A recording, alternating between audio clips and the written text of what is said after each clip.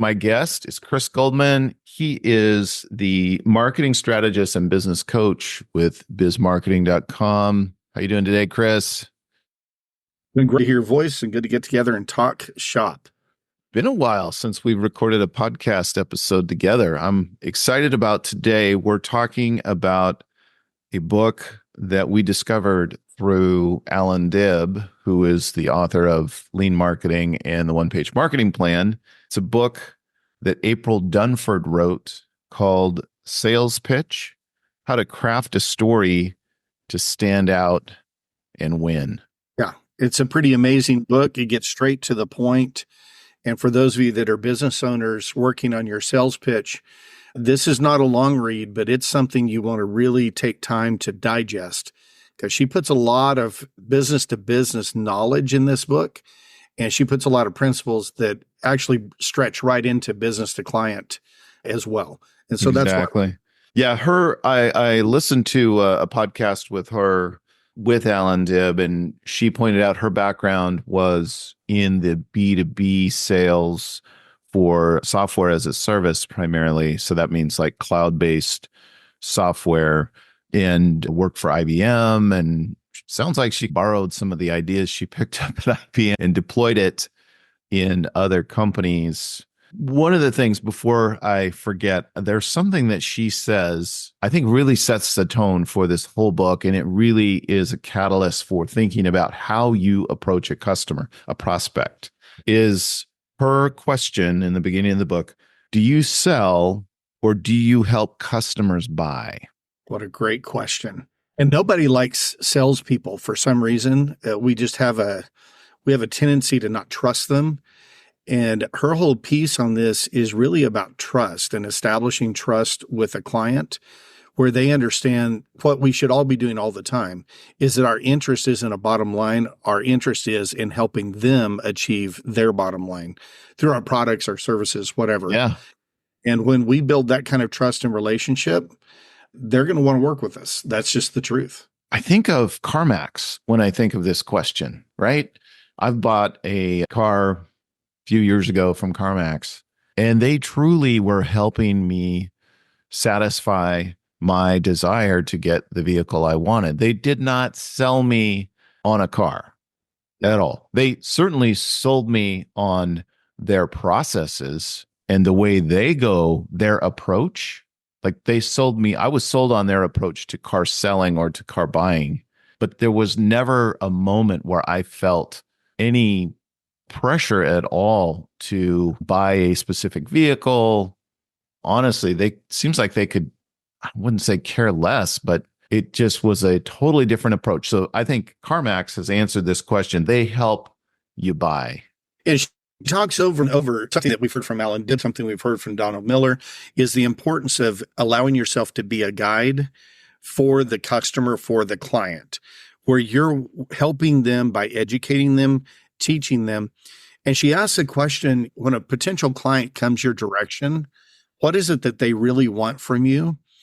And a couple of things stood out to me is that one is that they want to know the playing field, if you will, that in your niche, whatever it is, that your business, your competitors and the playing field, and you can help them understand it, even if it means that they go a different direction. I like that one. But this other piece, Pete, that I brought up to you that really just captured my attention is the decision maker. Whether that's a small group or a single person, usually it comes down to one person. The stakes are high for them if they're buying a service or product that's going to change the way that their company works, because change rattles people, even if we think it shouldn't. And that's why she says 40 to 60% of sales pitches end in no decision, because no decision means just keeping the status quo. Safe. Keep doing what you're doing. Yeah. So if I'm going to step out and do something bold with a new product or service, even if it works well in the end, the change alone can create stress for the person who makes the decision. Be clear, we're talking about what she calls considered purchases. So these are things that are not, and I think one of the hallmarks of that, of a considered purchase, is something you're not doing all the time. If you go to the store and pick up some ice cream, you're going to glance in the thing, see what they got, and oh, they got Ben and Jerry's Cherry Garcia, okay, I'm done. I'm out. Not- But if it's a considered purchase, I think about it in terms of our clients. So I think about, we have remodeling contractors or design build companies, work with roofing companies, dental practices, and lawyers, CPAs, anything that is going to take a moment to think about. And generally, it's something that you haven't purchased all the time, or you only purchase it. Think about a roof. You may only do it once the whole time you own a home. So that's just to put the correct sort of context into the conversation around a sales pitch. I don't think I need a sales pitch for a pint of Ben and Jerry's, but yeah, there are, in the book, she talks about some common approaches. And one of the things that I notice is within sales pitch, she does talk about story quite a bit. And she talks about these 4 common approaches to storytelling in a sales pitch. And I was curious if you had any thoughts on that. That was in the second chapter of her book. She talks about a couple different ways you can do it. One of them is the walkthrough, where you just walk through the product. And that's a very common strategy, right? And then she's got the problem solution pitch, and then the vision narrative. And then she actually calls out the hero's journey. Yeah, she does. So what did you think about what she says about the hero's journey? If you're not familiar with, that is the cornerstone of what Donald Miller uses in building a story brand. Yeah, she has this statement she says, while engaging in story driven, it sometimes misses focusing on the actual decision-making process and understanding the alternatives. When I read that, I had to pause and read it 2 or 3 times to fully digest what she's getting at. As a company, you're wanting to position yourself as the hero, not the hero, but as the guide to the hero. Your client, that person is there. However, sometimes we can go so quickly into you're the hero, you're not the hero, you're the guide. Your customer, your client is the hero. And we go there without understanding the decision-making process that our customer client is having to go through to get there and understand it. She does give a shout out to the power of storytelling and narrative structure of your sales pitch, which obviously I believe in, and I think that's very important.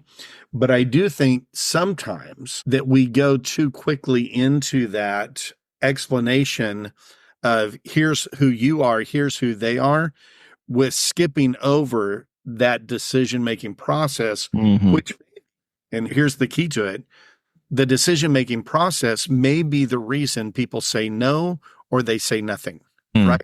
You feel like you've done this great job with your product, your service, and your sales pitch, but the decision-making process may actually be the reason they're hesitant to say, okay, let's do this. And so you can position them correctly. You can help them position themselves with the client in a great way. However, if you don't understand that decision-making process, chances are they're going to say status quo is better than changing everything up. Right. And the decision-making process that she refers to in the context of a B2B sale is you have somebody who was probably picked within the organization to go find the alternatives, review the alternatives, and then recommend a solution. So we're talking about bigger organizations, but and then so that person is your champion, who obviously you want to answer questions for in that. But in the context of the enterprise sale, there are other people she identified. You could have a board of directors. So there could be some dynamics going on there that you're not even aware of. You could have a CFO who is just looking for very specific numbers, dollar crunching, what's this going to cost us? And then one of the other constituents she talks about in the decision-making process that you might, again, not be aware of is the users. And the champion can help you get your sale done. All these other folks, they primarily serve, ultimately they're going to approve, but they can also be blockers. So you have to explore who's involved in the decision-making process in order to make sure you're answering each one of their questions and you're arming your champion with everything they need to do that satisfactory. Yeah, your sales pitch to them needs to equip them to be able to effectively sales pitch to their organization.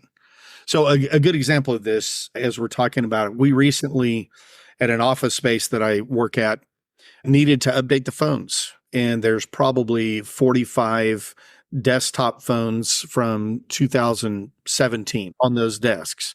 And the question came in, is it time for us to switch and acknowledge that all of our workers primarily use their cell phone now? They don't use a desk phone. Of course, the big question was, well, how on earth then can we transfer calls? And Ziply came in with a solution for that. And they said, we have a way that this works. You can turn it on Do Not Disturb, but instead of having programmed your desk phones to go to your cell phone, you cut out the middleman and your cell phone becomes the direct line. So the question came is, why would we do that? It saves $16,000 right off the top. Wow. But secondly, most of us were going through the pain of reprogramming our desk phones to go to our cell phones. But in the end, we were answering calls on our cell phones because people would bypass the main call center. So in that, the point person who had to make that decision knew, as soon as I say yes and we move away from traditional phones, I'm going to have to educate everyone in the office about how to use it. And so I was really proud of them because they took 2 months to work with Ziply to pull that trigger at the right time where it was the least chaotic. And it was really good. So that's the kind of thing that you have to remember. There's high stakes for that decision maker. Even if it's saving the company money or taking them forward, it's high stakes because of people like everyday people that are going to have to use it. Yeah, and that brings up one core point that she makes as well, is that when you are, in many cases, when you are presenting a considered purchase in a sales pitch, the number one alternative is do nothing. And it's, I don't even, you could decide to do nothing. I wouldn't necessarily call it apathy. There is decision apathy as well, but it's safer in many cases to do nothing. And it's something you're battling. I want to go through her 8 points. She said, all of this begins with insight. You need to know what you do, what you sell, what you do for people, the insight. You need to be an educator of your field of expertise. Secondly, alternatives. You need to understand the alternatives that any person you're selling to can look at and legitimately choose if they don't like your product or your service. Then the third one is to talk about your perfect world. In a perfect world, here's how our product or service helps them and it solves a problem they have. And I love that Alan brings the same idea up. Donald Miller brings the same idea up, is your product or service needs to solve a problem that they have. It needs to be a painkiller, not supplements. Not a pain point. Yeah. People buy, what do they say? People buy painkillers. They buy Tylenol way more often than they buy vitamins and supplements. And the fourth thing, and here's the key, the fourth thing is the introduction. Now, as you and I were talking about when we got on, before you're ever talking to a potential client or buyer, you're doing the insight, the alternatives, and the perfect world thinking before you ever go to them and introduce your product. And a lot of companies just don't take the time to get those first three done. And she does a great job with this. Then after that, you have differentiation between the competition and yourself, what makes you stand out. And then she has step 6 is proof. You better back up what you sell with what you said it would do so that they have proof that what they purchased was worth it. And then you need to be prepared to answer the objections. And she talks about that preemptively, to answer the objections. And then the last one is the final ask. So between introducing your product or service and asking them are another 4 steps. So if you look at that process that she goes through, she really makes you think about what the people who are on the other end of this thing are hearing and feeling and experiencing. And the psychology of that might be the most powerful thing that she brings to the table, Mm. is understanding the psychology of the sell. And that the point about, I want to jump back to a couple things. One thing she talks about insight. So you want to share your insight. In our case, as a marketing company, one of the insights that I think we've developed over the years is that most of the types of companies that we work with understand the value of marketing. They've established a brand, they've established a reputation, but they also fundamentally understand, because they probably tried it in the past, that they're not capable of doing it themselves. Like the DIY approach is a fail. I would say 100% of the clients that we work with have said, we know we don't have the resources, we don't have the ability to do it ourselves. We want somebody who we can partner with to do it for us, but we want to be actively involved, right? So that's, I think, one of the insights that I've come up with is, with respect to our marketing services, is we can talk about different marketing approaches and things like that, but at the end of the day, our job will be to hold our client's hand and do a lot of the tactical execution pieces and use their thoughts and ideas for the higher level strategic thinking. For example, we put together buying guides for our clients. And a lot of times we'll sit down with them and say, okay, like a roofing company, what kind of questions are people asking you?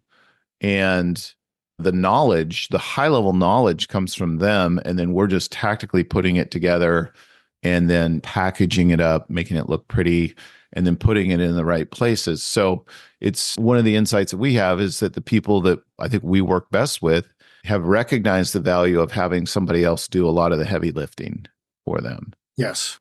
Yeah. And when you're able to come alongside a client or another business with your services and say, look, this is going to make your life easier at the fraction of at a fraction of the cost it would require for you to hire an expert to be on staff to do all of this. Yeah. Then once they see that, then they can understand, oh, this came up. Let's look at this in a simpler form of your services, a fencing company. So we hired a fencing company. My neighbors actually hired a fencing company to do the fence, and they asked us to pay half of the shared fence. And my first thought is I've built fences before. I think I will save money, and I'm going to help build this fence. So I started putting pen to paper and looking at the quote that they'd given me. I think it was $7,600 for our specific lot. And if I were buying everything myself and doing it, I couldn't get the costs below $5,200, no matter which way I went. So then I was asking myself, is their labor and their expertise worth $2,400? And my conclusion was absolutely. Not to mention the personal pain I would feel. Right. Now, the reason I bring this illustration up is a lot of times when you're talking with a company, they haven't thought through the alternatives and what it means if they say no. If they say no to making change, they need to remember why they called you in the first place. We call these pain points. Why did you pick up the phone and call? Because something in your system was bringing a pain point on a regular enough basis that somebody said, we've got to do something about this. We got to make a change. And a lot of times when you get into money and commitment, they just need to be reminded that they picked up the phone for a reason, helping them remember that pain point. Remember, without pain, nobody makes change. We don't change anything without pain. Right.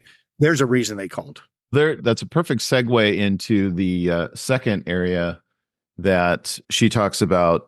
Again, this is in the sales pitch. She talks about alternatives, and she's talking about your competitors, but she's talking about approaches. And her suggestion, which I think is strong, is to position competitors. You don't need to name competitors unless it's just very obvious that your customer has already considered a particular competitor. She said, consider approaches, right? In our case, again, just going back in your case with the fence, right? It's so here's one alternative or one approach is just to not do anything about the fence and let it fall down. Or two is to DIY it. That's an approach, right? And maybe there's some other related approach where you could find somebody who's doing fences on the weekend, who's a fly-by-night kind of company who promises to do it real cheap. So you have like your super cheap alternatives there. Right. Of course, if anything goes wrong, good luck. And then there are other alternatives, right? You could go with some brand name or some of the big companies that we hear advertised on the radio all the time. I guarantee you their quotes are going to be more expensive, and you're paying to some degree. You may be paying for more than you need. I don't know, maybe. So I like that thought about when you talk about your competitors, which is step two. Just talk about it as alternatives and alternative approaches, not specific name competitors. Yeah, she uses the phrase competitive alternatives and helping them understand, yeah, you don't need to throw anybody under the bus for you to be successful. And she goes from there to a couple of points that I think are really valuable is to help you understand your unique capabilities and your differentiated values. So, for example, if we talk about biz marketing, for example, we have a team approach.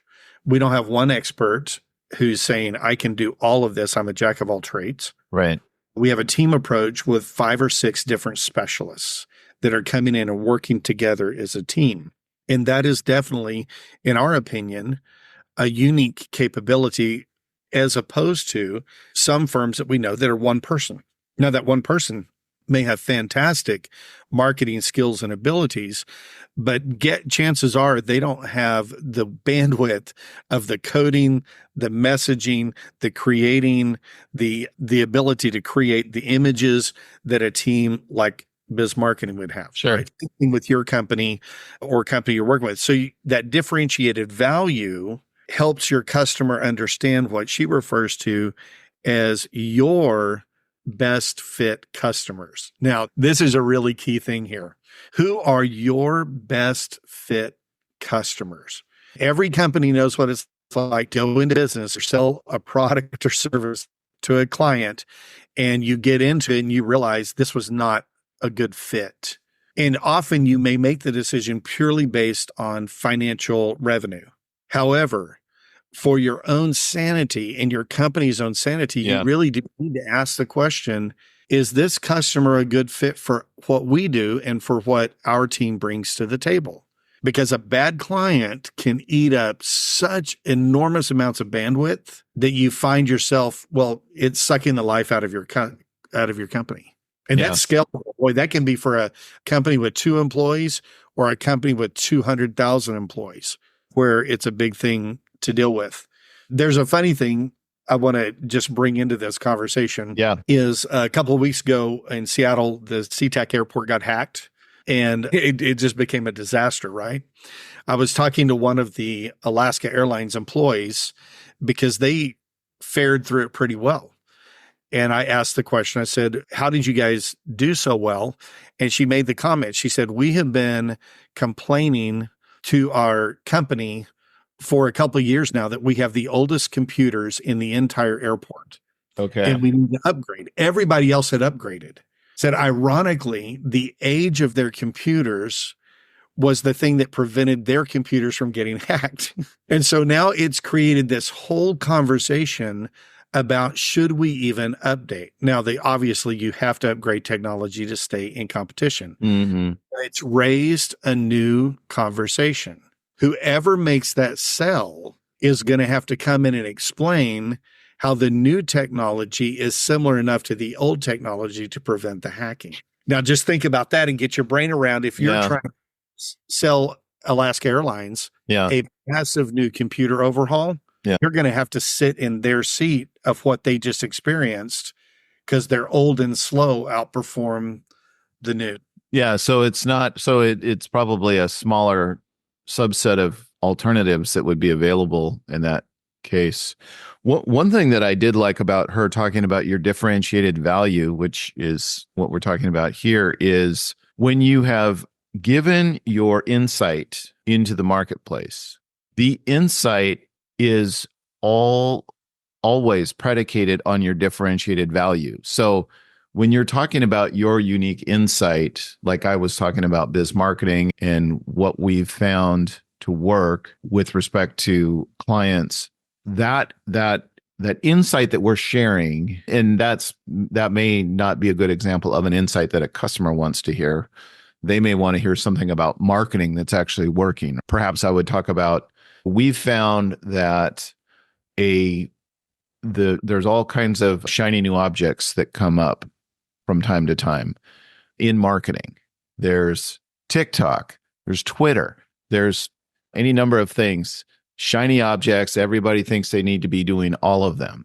We've found that focusing on those solutions or channels that gets the message in front of the potential customer is the only way to go. We would rather do that consistently than jump all over the place trying different things. So that our approach, we may seem a little fashioned, if you will, but we're not ready to just jump on to, we're very aware of all these things, but we're not ready to just jump onto the latest shiny object and say, you need to do that.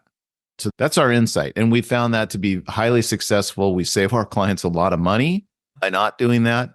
And the point is that is highlighting what differentiates us. So we've said our insight is bouncing around from all these different marketing approaches is not the way to go. A slow and steady wins the race. Doing cornerstone content, having a solid website, a solid newsletter approach, email approach, and all that is really what we've found that works. So then you get down to our differentiated value. We're ready to say and this is what we provide. So I think that I like the way that she sets it up. She uses that insight as the setup. Yeah. Then you get to the differentiated value. They've already heard this before, right? In the context of the market, not necessarily in the context of you as a supplier. Right. And she wraps up with this great 3 sentences, I think. She says, the key to successful sales lies in understanding and addressing your customers' needs from their perspective. It's crucial to position yourself as a knowledgeable guide rather than just a seller, providing insights and options that align with your customers' priorities. These lessons underscore a shift from traditional selling techniques to a more informed, customer-centric approach, emphasizing the need for sales professionals to be educators and guides in their interactions with customers. And I know why Alan Dibb, who has certified biz marketing for what we do in business coaching, had her on his podcast, is because what she is saying there is in alignment with lean marketing, with the one-page sales plan, and goes through and helps you understand the importance of truly valuing your customers' needs. So we loved it. Great read and a great listen, by the way, if you get the audiobook as well. Yeah, that I highly recommend it. I will mention, because she talks about it, she has another book that she wrote before this book called Obviously Awesome, where she's talking about positioning of your product or service. And she does refer to that in the book and it says there is some amount of positioning that you need to do. So that book was called Obviously Awesome. The two go together. She wrote Obviously Awesome and then realized people didn't have a way to turn that positioning statement into an actual sales pitch. So this is more of a practical guide for creating sales pitches. Goldman, this has been awesome to get together again. Again, the book is Sales Pitch. April Dunford is the author. And if you would like help with marketing, not necessarily sales pitch, we can certainly help you get through that as well. But if you help with your marketing, we are offering a free consultation. Go to our website and we have a book consultation button on our website. Click on that and you'll see a calendar and you can schedule a meeting with one of us And we will meet with you and try to understand your needs better and also offer our perspective on the market and how we can help you. Go and succeed. Thanks for listening to this episode of Biz and Life Done Well with Peter Wilson. You can subscribe to us on iTunes, Google Podcasts, Spotify, and most of the other popular podcast platforms. Please tell your friends about us and leave us a review so even more people will find out about us. Thanks again. We'll see you soon.